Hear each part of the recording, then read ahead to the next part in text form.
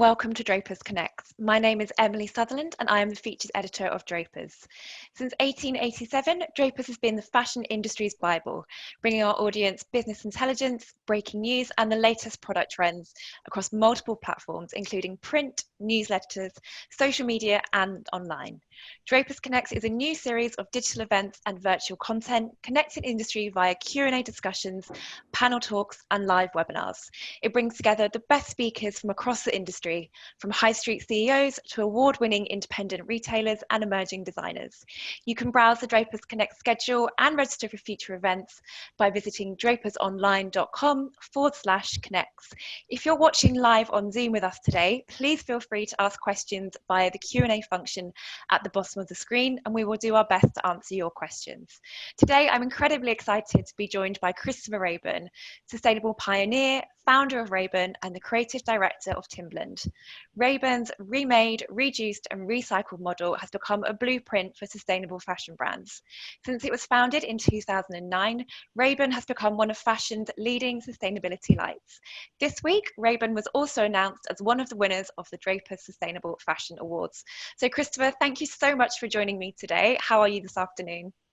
Very well, thank you. And yeah, just to say thank you for the invite. It's amazing to be here and really looking forward to speaking. Amazing, yeah. Thank you so much for joining us. So obviously one of the winners of the Drapers Sustainable Fashion Awards, so congratulations for that. The brand has achieved a huge amount when it comes to sustainability, but I wondered if there was any initiatives or anything that the brand has done that really stands out to you or that you're particularly proud of. Yeah, thank you, Emily. I think for us, when I look back now on the last, just over 10 years in business, I think it's the fact that we've, in our own way, sort of been relevant throughout. You know, that's really kind of been important to me. And when I think back to 2009, when we kicked off, yes, there was talk around sustainability and responsible design. There was an amazing initiative at the time, Aesthetica, part of London Fashion Week. But it was all quite embryonic and I think very, very experimental. And I suppose the thing that I've been really proud of is that through that 10-year period, we've been able to grow a credible business. We've been able to do things in a different way. The narrative has changed in the whole industry, where now, of course, we all have the same vocabulary. We understand about responsible design and the fact that maybe we definitely need to be making changes within the industry, and the fact that Rabin through that period, I think, has always, as I say, been relevant and a catalyst. That's really what I'm proud of, and increasingly now, I sort of think more than ever a focus for a lot of young designers, but also big brands. You know, looking at the way that we've worked and seeing about how we can all plan that better future. And has it been exciting for you to see that narrative and that conversation develop and come on? Because as you say, you know, when you first started, it was something that was sort of on people's radars, and now it's very much becoming a bigger part of the industry. Has that been an exciting thing to witness? Well, absolutely. I mean, it's a credit to so many kind of designers and pioneers that went before me anyway. You know, people like Ursula de Castro that set up Aesthetica. But then also remembering the fact that so much of what we do as a business, you mentioned around the remade, reduced, recycled aspect, none of it's new. You know, it's actually just going back to these older models of make, do and mend. And for me, a sort of very pragmatic approach to design in general. But for sure, it's really exciting now that I think we're in a position where the technology is there, the sort of innovation and the communication, and we've got this push and pull, because there's a community of people, you know, consumers, wearers, etc., that actually want more responsibly designed and made clothing. And then we've also got brands, designers, and importantly the materials to provide the better garments. So we're finally in a sort of position where I think we can really shift things. So that's what I'm excited about. Definitely. And talking of things which aren't new, do you want to talk us through the Rayfound collection, which you launched at June's London Fashion Week? Tell us about how that came about and what makes this collection different. Yeah, so When I think back on the last kind of 10 years, we're really well known for these other ideas, the remade aspect of what we do. And all of that's actually about deconstructing and reworking things. And then we do another part of the business where it's all about recycled and organic and now reduced. But with Rayfound, as COVID-19 really hit in sort of March, and then of course going into April and May, and we started to really see things unfold, and we started to think about London Fashion Week in June. The one thing that we knew we didn't want to do was anything formulaic and that we'd done before. And the other thing that we were very clear on is that we didn't want to do anything that would further exacerbate what I think is going to be a mounting environmental and inventory crisis once we come through COVID. Because the knock-on effects of this, unfortunately, I think things are going to get quite a lot worse before they get better. And Rayfound, in very simple terms, it's a new initiative that's old, because all of the pieces are original, unissued, so they've never been worn, military pieces in full size sets and incredibly high quality pieces. So as an example, this is an amazing French, fully waterproof, seam sealed jacket, which I've been wearing for all through winter, kind of test wearing, etc. And it's never been worn. And so for me, there's something really exciting, and this idea, what could be more radical than making nothing at all? And that's really what we wanted Rayfound to be, a provocation really to the industry that maybe we don't need to carry on making so much stuff. Maybe there's a lot that we can actually either reuse, it already exists, etc. So again, it's another facet, I'd like to think, and another part of us challenging ourselves and the industry as a whole to think a little bit differently. Absolutely, it's incredible to think that there are all these amazing garments that just haven't been worn. So how did you find them? How did you source them? Yeah, well, sort of the geek in me has always been really interested in particularly functional clothing and sort of artifacts, all of these original pieces. So over the years through the core business, we've used everything from life rafts to 1950s silk maps and all of these different sort of items. And for me, it's almost like an archaeology of going out and finding these original items. So with Rayfound in particular, it really is a case of going out to military warehouses and meeting with individuals, sometimes suppliers. And it's been about building up contacts over now, scarily kind of 20 years since I was back doing this as a student. But then the thing with Rayfound as well, it's not the pieces necessarily that we're showing that are up online at the moment on the website. It's also going through the hundreds and sometimes thousands of pieces that weren't right for Rayfound. So it's this kind of Rolodex of almost finding these really specific pieces that have the quality that they're relevant again, because we want to provide affordable and accessible clothing that we also know is going to have longevity. So it's about going out a lot of the time and actually, physically going through mounds of items. And I get asked quite a lot, are you not worried with what we do, either with the remade aspect or now with Rayfound, that this stuff is going to run out? But the simple answer is not at all, because the reality is there are hundreds of thousands, millions, and I would have thought billions of things out there that get made and never used. And that is, it's pretty chastening, I would say. So we have to really look at that, along with many other things of how we can improve that system. To me, that sounds like it might be quite fun, that process of going out to a warehouse and trawling through all this incredible resources. Is that a part of the role that you enjoy, that kind of search? And yeah. And honestly, like I mentioned, the kind of geek in me, it's my sort of reason for being. It's my passion. And again, the funny thing is sometimes I get asked, now the team has grown, who's outsourcing all of this stuff? And I'm so proud of my team, don't get me wrong, but then so often it's what I really enjoy. And at the same time, you know, no one else can crawl inside my head, and the Rolodex, as I mentioned, of all that stuff I've seen over the years. So absolutely, it's really helpful getting out there and seeing all of this stuff. And what's really cool about what I do, so often when you're looking for one thing, then of course you'll find something else. And I've sort of got quite good over the years of squirreling certain things away that might be good for a different project, or maybe they're good for even working with another brand, something for Timberland, for example. And then, yeah, it's really just this thing of getting out there and yeah, getting kind of getting right in there actually. And you know, you can't do that online. You really can't. You have to just really, yeah, challenge yourself, I think, and push to find the new Yeah, old.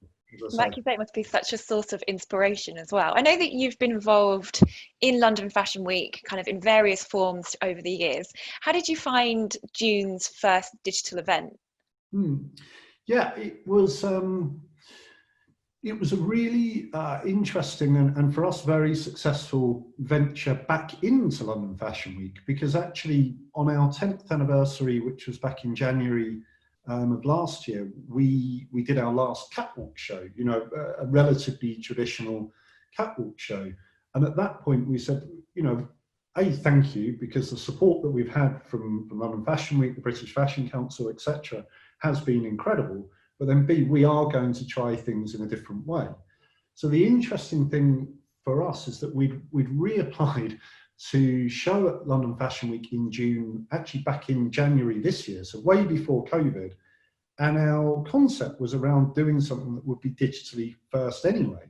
So in a kind of strange bit of serendipity, and I really wish we hadn't had a global pandemic, so don't get me wrong on that front, we were actually in quite a good position to move quite quickly. And then, as I say, this idea really around sort of presenting Ray found, but certainly I think we all know as an industry, I think we needed this kind of reset and this restart. And what COVID has done, I think, has provided us all with an obligation, you know, to really think differently and to use this time wisely.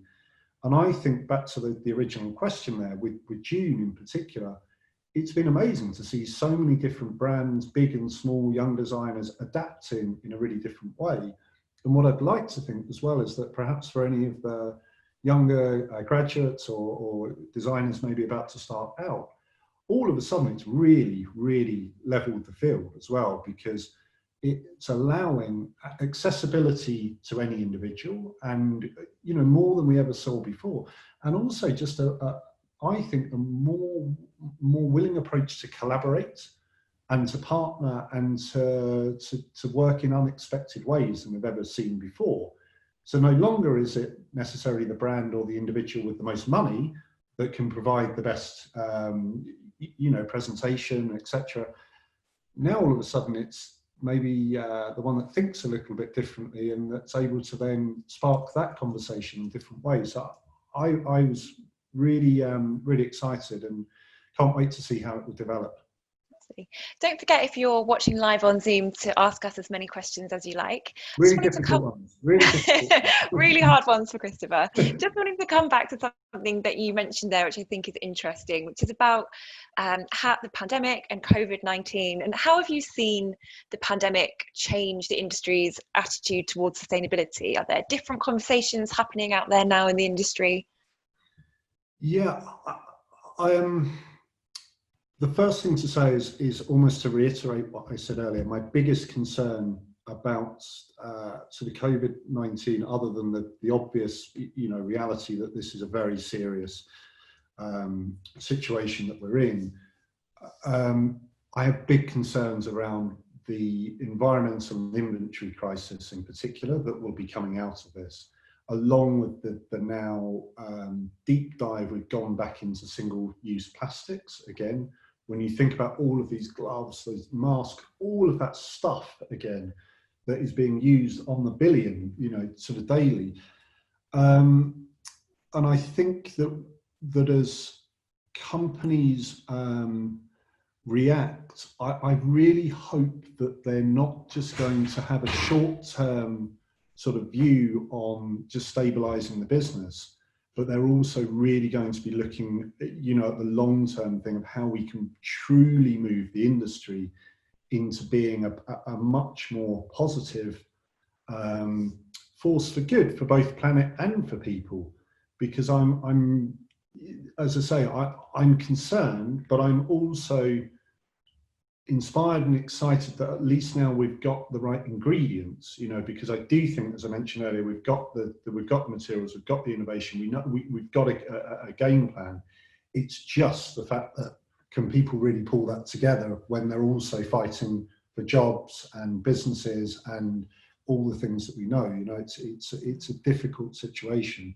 But then I think as a creative and as an entrepreneur, it's always the challenging situations that bring out the best. It always is. So the hope is that if I'm sitting here at home with a very small business, you know, with Raeburn, that those big businesses and all of those other entrepreneurs and all of those other creatives will be working in the same way. And I think so much of this going forward is going to be about partnership and about transparency. It has to be. Yeah, I think you're so right about partnership. We don't have to solve these problems as an individual brand or an individual business. It'd be so much more beneficial if we can all come together and solve these problems as an industry. Yeah, and just on that, Emily, I mean, when I think back, you asked the question about even, you know, back to sort of 2009 and starting the brand and some of the positives that have happened in that time. When I started, if you wanted to buy recycled material as an individual or as a sort of small business, it would either be very difficult or it would be prohibitively more expensive, you know, 50%, 70%, 100% more expensive than a virgin material, right? Now we have parity. So within 11 years, we've gone from, you know, a reason that, sorry to be blunt, a finance director would go, I love the idea, guys, but you're going to have to go for this because it's cheaper.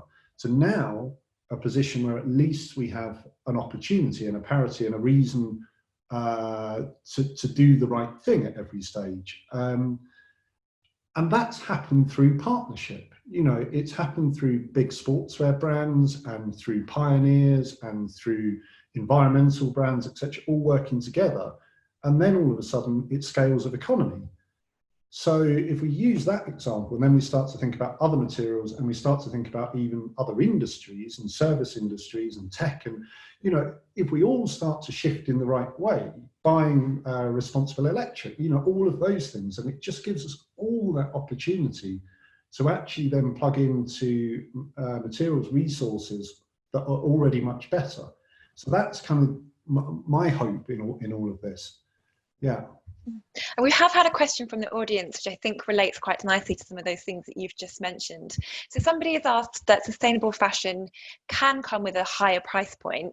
So how do we encourage consumers to spend on sustainable fashion at a time when the economy is so affected by COVID-19 and people are thinking about jobs and redundancies? How do we kind of approach that issue? Yeah, I think that it's a brilliant question. I think the first thing to say is that it is very challenging, you know, economically for people, and it would be remiss not to acknowledge the fact that a lot of people need affordable clothing, you know, and that's a really important part of this conversation. My overall thought on this is that I think we all need to be buying less but buying better, and buying items that have a longevity to them, essentially, so that you're mitigating so much of that impact from the beginning, and then also through the life cycle of the garment, of course, and you're extending that life cycle of the garment. And I do think as well, the kind of the wake up call for all of us, it's definitely happening. We're all becoming so much more aware of waste in general. And I really hope now that we're already starting to move towards sort of this position where at least people are much more aware and then willing to invest actually in something that long term will do do a better job. And particularly when I think about single-use plastic, and I think about all of that, the recycling bottle, I think about Blue Planet 2, and I think about, for the first time, David Attenborough actually looking into the lens and saying, it's up to you to make a difference. We've had moments, but I don't think we've quite had that moment yet in fashion. I really don't. I think that it's bubbling, but we still need that bigger kind of, reality check. And that will be the thing that I really think opens this conversation up even more. It'd be interesting to think about what that trigger point will be, because I think I agree with you. We've had lots of small things, lots of documentaries or people kind of coming to that realization slowly, but it'll be interesting to see what that final tipping point is when it comes to kind of consumer behavior. I really think on this, Emily, it's the push and pull as well. We're now at a position where, for the first time, the consumer, and a lot of consumers, are asking for the product, and the brands are able to provide it. And I think we haven't really been in that position before. So, yeah, I mean, it's a slightly different example, but something from another industry. I remember walking into a Marks and Spencer's food department when I was like 22 or 23, and I was studying at the Royal College. I was 22. And I went in to do a little shop, and I didn't normally shop at M&S when I was a student, nor am I plugging M&S. But anyway, long story short, I've gone in for a few bits, and in particular eggs, right? And I'm looking at the eggs, and then, okay, all of a sudden there were no battery eggs, just just free-range eggs. And I just thought, okay, what an amazing thing. So I, as the customer, I haven't even got that choice anymore. The brand has actually made that decision. They've provided a better product for me, and I get, at a certain price point, and that's a separate conversation. But it was quite an eye-opener for me just to think, okay, there is no cheap option. There is no, okay, that's what I'm going to go for, and I'm going to make that kind of still a choice, I think. And I sort of think that there needs to be a little bit of that as well on a bigger scale as we come back into the fashion industry. And as I say, some of those things are just going to wake people up, because we're all creatures of habit, right? We all go in and we want that egg that we bought 3 months ago or 2 weeks ago or whatever. But then if we can shake people up, then that would be good. So good eggs. Now, as we kind of come out of lockdown slowly, I know that your store is reopened and the lab is kind of on its way. And I know you do some really interesting work at the Raeburn lab. So do you want to just tell us a bit about what goes on there? Yeah, absolutely. So for those maybe that don't know that much about Raeburn and the work that we do, we have a space over in Hackney Central, and it's actually the old Burberry textile building. So it's where Burberry were making hundreds of thousands of garments a year. It then became their headquarters before they moved into Haymarket and then Horseferry Road. So it's this place with amazing history. We have it as our studio space. We are making there. So we do all of our design work, and we do all of our manufacturing for the remade aspects of what we do. So that is hundreds of parachutes and silk mats and wool jackets deconstructed and remade into garments every year. And everything we do there, it's limited to 50 pieces. So it's really a labor of love. And I have such an amazing team, really highly skilled, incredibly patient. And so that's one facet that's quite rare. So we're making on site. But beyond that, we're also an archive. So we have the whole Raeburn archive there, and both of our own garments, but then a really extensive selection of functional pieces. And we're a retail space.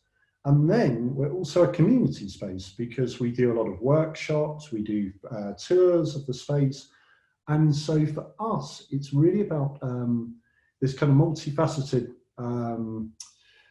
way of looking at sort of what business needs to be, and how we can be inspiring and educational in the work that we can do, and really importantly, completely transparent.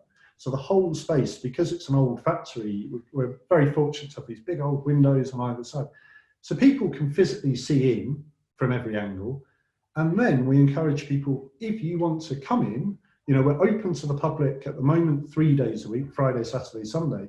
But at any point, you can ring the bell, you can come and have a little look. And we really just actively encourage anything we can do to, as I say, educate and inspire, and importantly, learn from other people. Because when I think back, we've had so many incredible people come through the door that might be interested in what we're doing, but they're really interested in themselves, right?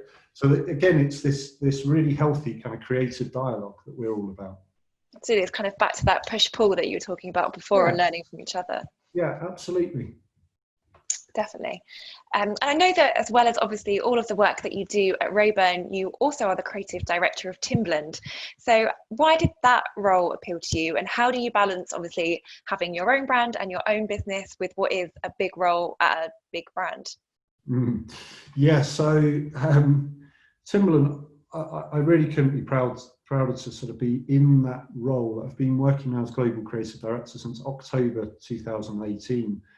And for me, it just made perfect sense. So when I graduated from the Royal College of Art back in 2006, a year later, Timberland released the first Earthkeeper boot, it was called at the time. And it was manufactured in the most responsible way possible. The materials that went into it and the method of make at the time. And I remember as a young kind of graduate thinking how inspiring that was, that a brand was thinking about that kind of innovation and their responsibility, but at scale. And now when I track forward what Scary is, nearly 15 years later, it's amazing when I think, okay, we at the moment have 2 stores in Central London. Timberland has 2,000, right? So then what's been brilliant is that I've been able to take so much of the thinking from Raeburn and the remade, the recycled aspect, the way we communicate, etc., to a truly global brand.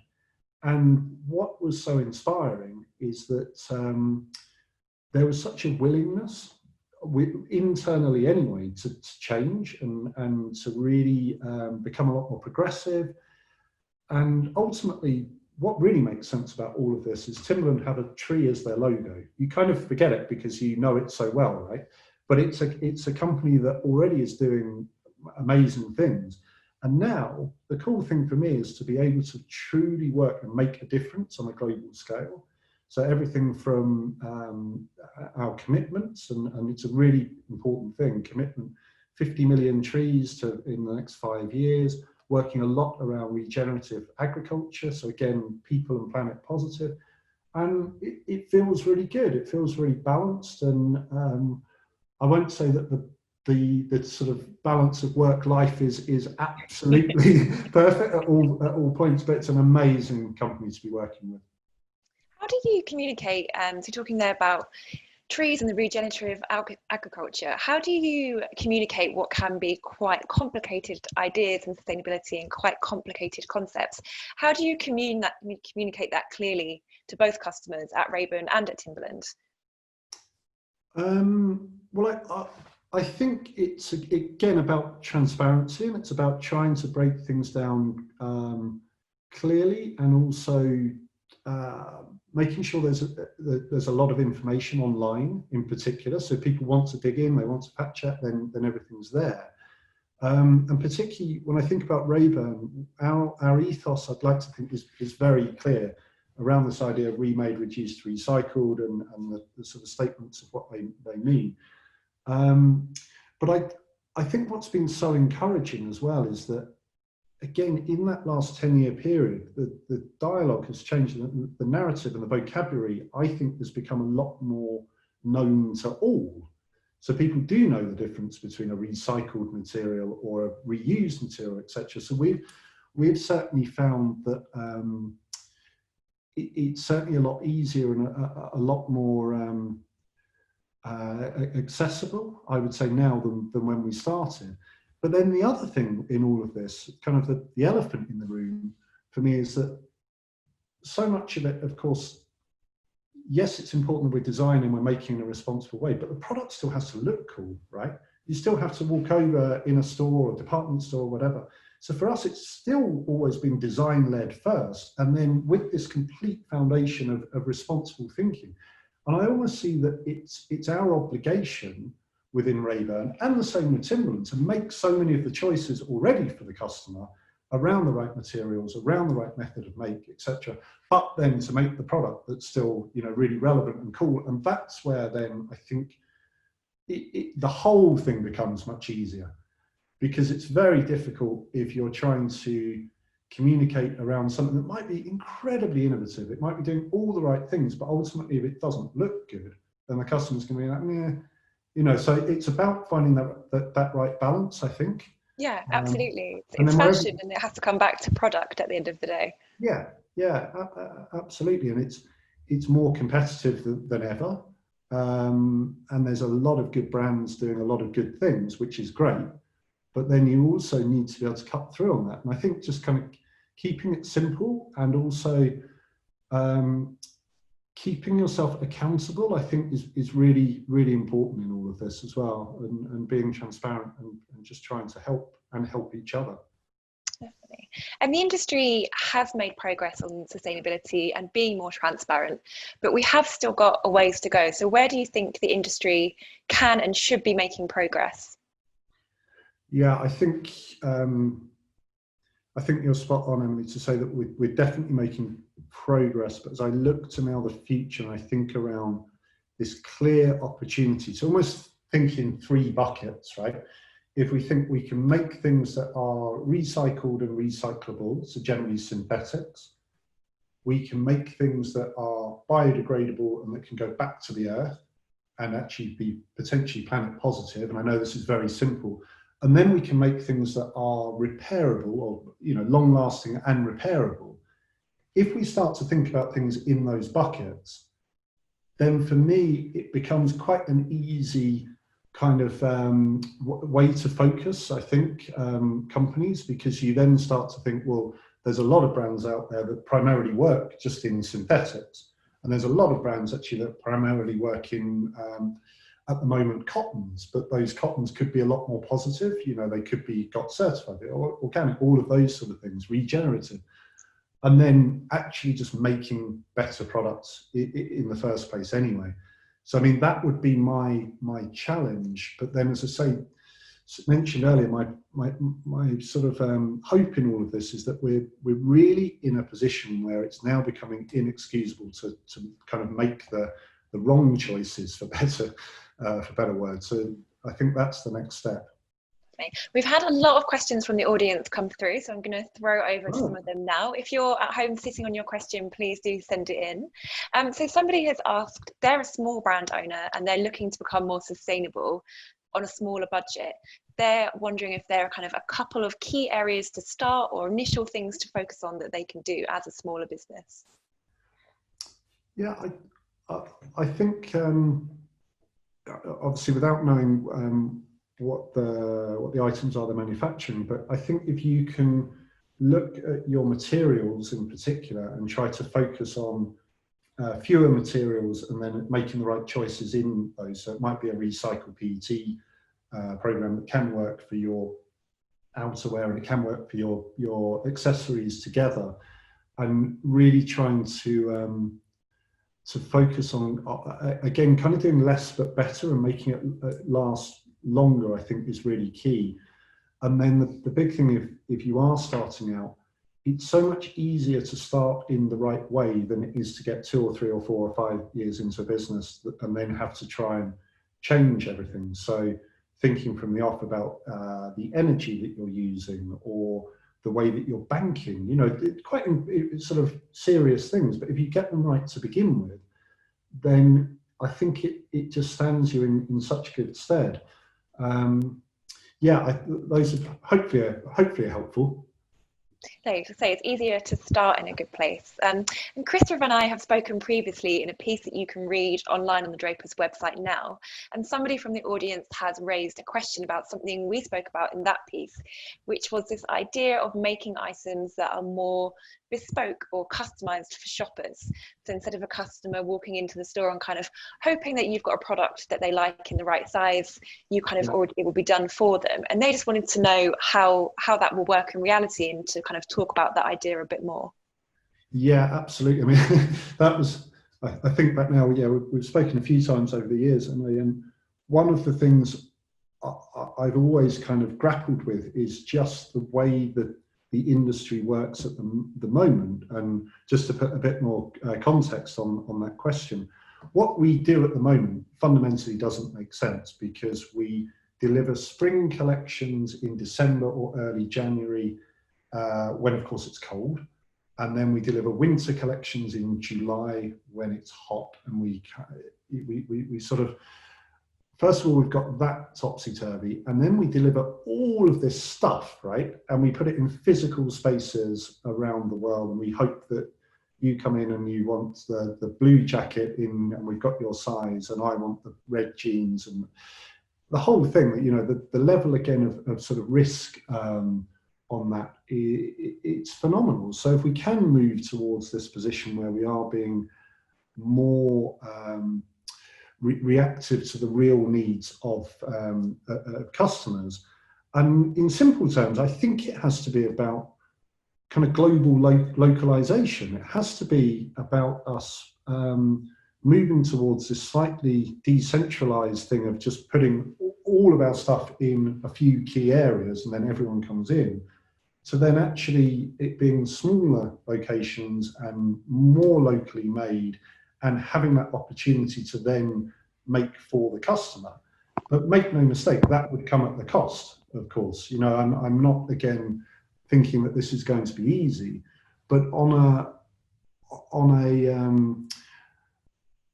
I don't know whether it's abstract or not, but on a very, very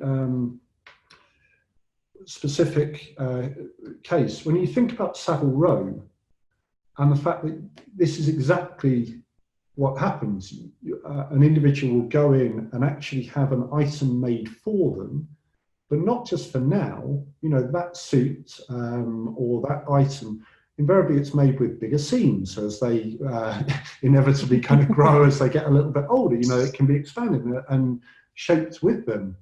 And I start to think, again, of course, Savile Row is one example, but when you start to think about how that could be as relevant within sportswear or all of these other areas, I think, again, it's back to the push and pull, because absolutely customers are looking for more special products that's individual to them as well. So, yeah, not easy, but I think it's one part of the puzzle, to be honest, that will help.